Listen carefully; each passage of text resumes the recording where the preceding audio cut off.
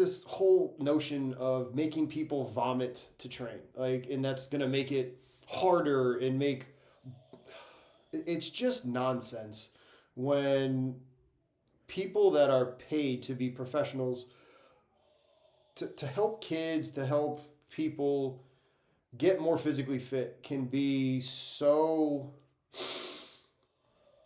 just misguided in thinking that making people vomit is the way to be a better strength and conditioning coach and to make people better or more physically fit. I mean, let's call it what it is. It is not difficult to make somebody throw up when they train. All a practitioner, coach, person, human being has to do, give them a ton of work, a little bit of rest, make them keep doing it, and their body is not going to be able to do it. The question that you have to ask yourself is it appropriate? Why are they doing it? A lot of the times people answer with, oh, well, this is how the military trains. This is how the military trains. That's not how they train. That is military selection. Anybody that wants to go down this rabbit hole, listen to the Huberman Lab podcast where he had Jocko on. And they talked about the fact that in Navy SEAL selection, 15% of the people that apply make it. Hear that again. 15% make it. So that doesn't mean that the way that they are training is getting them to become Navy SEALs. That means they are using it to select. They're casting a wide net of people, using this training modality to see who can work it out, and only 15% of the people make it. If this training to make people throw up was the end-all be-all to get people better and more fit and do all this crazy mental toughness training, then there wouldn't be that high of an attrition rate in a group of people that do similar training. It would make everybody be selected, all right? It's just preposterous that it is 2023 and we have people that are still thinking this in the field of strength and conditioning. Yes, all right, behind me, that's my PhD in health and human performance. I'll flex it.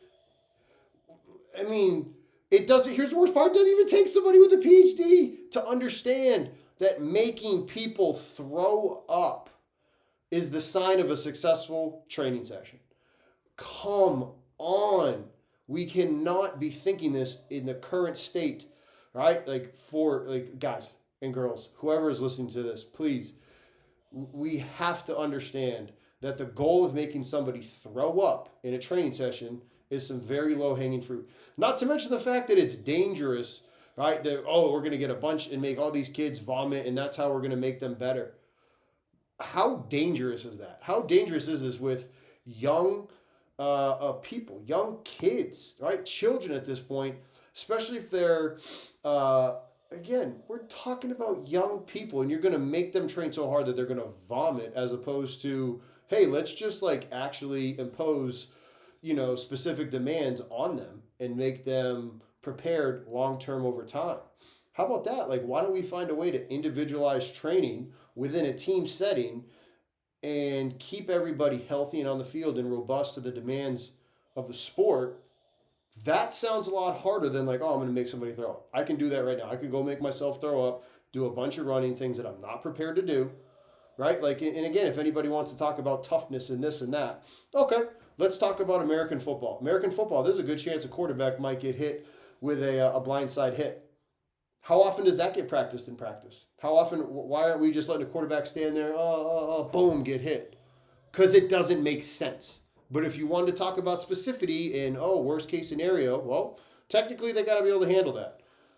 It's just preposterous that thinking making people throw up is the key to successful training and making people better at sport. I can't get behind it. I hope the rest of you guys and girls can't. So there's my public service announcement.